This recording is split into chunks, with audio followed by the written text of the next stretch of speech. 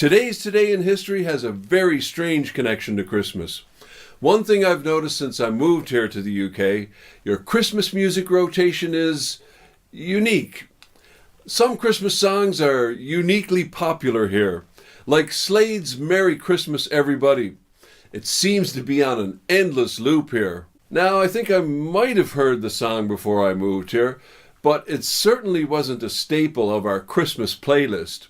It's rarely played in North America, so I want to introduce you to a North American Christmas classic that's surprisingly unknown on this side of the pond. It's a song about World War I and a man by the name of Manfred von Richthofen, better known as the Red Baron, that famous German flying ace. Now there is another character in this song, but we'll get to him later. It's a song by the Royal Guardsmen back in 1967. Now, interestingly, this band has no connection to Britain whatsoever. They cleverly changed their name to capitalize on the British invasion back in the 1960s. There was an earlier version of the song with a different chorus. It went 10, 20, 30, 40, 50 or more. The bloody Red Baron was rolling up the score. 80 men died trying to end that spree of the bloody Red Baron of Germany. It was following a trend at the time of historical narrative songs like Johnny Horton's Sink the Bismarck and the Battle of New Orleans. Manfred von Richthofen was, of course, a real person, a German flying ace in World War I, often referred to as the Ace of Aces. His confirmed air combat victories are reflected in the song's lyrics, highlighting how respected and feared he was by his adversaries.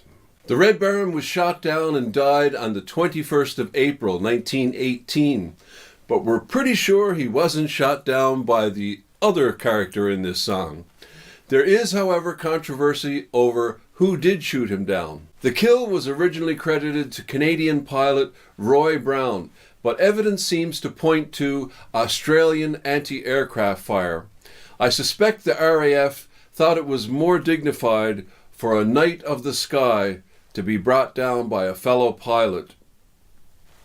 Here at Wicked Acorn, we often find historical connections to Greater Manchester, and there sort of is one very nearby here, right next door in Burnley.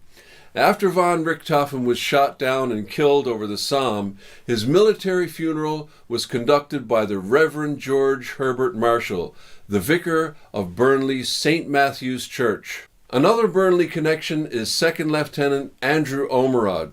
He was shot down by the German Flying Aces squadron during a reconnaissance mission in April 1917. 5 other aircraft were brought down the same day. British flyers called this period Bloody April because of the devastating death rate. Ormerod's family claim he was shot down by the Red Baron, and although he is not one of Richthofen's confirmed kills, it is quite possible. Over 20 of the Red Baron's 80 confirmed kills were in April 1917. Many of a pilot's kills could not be confirmed, so naturally they're not part of the record. 2 of the Red Baron's confirmed kills were on this day in history, the 20th of December, 1916. Not a very Merry Christmas for some. The Red Baron earned his nickname from the color of his aircraft. He said, for whatever reason, one fine day I came upon the idea of having my crate painted glaring red. The result was that absolutely everyone could not help but notice my red bird. He wanted to be seen and feared. Other members of his flight followed his lead and began painting their planes in bright colors, which earned them the name the Flying Circus. The version of the song that became a Christmas classic, Snoopy's Christmas, takes place on the night before Christmas and was likely inspired by the famous 1914 Christmas Truce during World War I. In the song, Snoopy, the beloved Peanuts character, engages in an aerial dogfight with the Red Baron, only to end up sharing a Christmas celebration together. If you're curious about the Christmas Truce, check the description for a link to our video about it. The Royal Guardsmen got into some legal trouble for using Snoopy without permission. So let's hope that doesn't happen to us here today. If it does, that bit might not have any audio, so you won't get to hear my silly rendition of Snoopy's Christmas. The news had come out in the First World War. The bloody Red Baron was flying once more. The Allied command ignored all of its men and called on Snoopy to do it again. 'Twas the night before Christmas, 40 below, when Snoopy went up in search of his foe. He spied the Red Baron and fiercely they fought. With ice on his wings, Snoopy knew he was caught.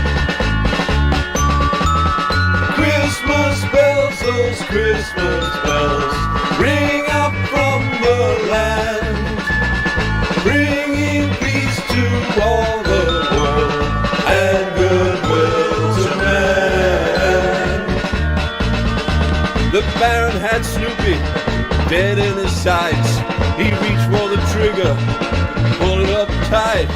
Why he didn't shoot, well, we'll never know. Or was it the bells from the village below?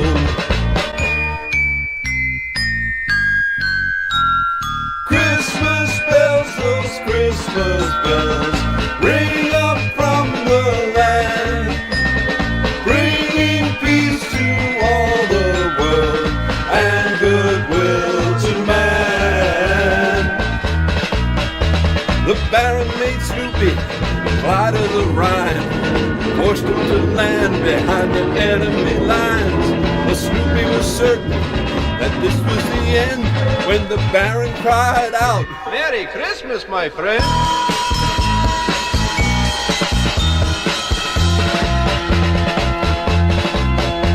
The Baron then offered a holiday toast. Snoopy, our hero, saluted his host. Then with the roar, they were both on their way, knowing they'd meet on some other day.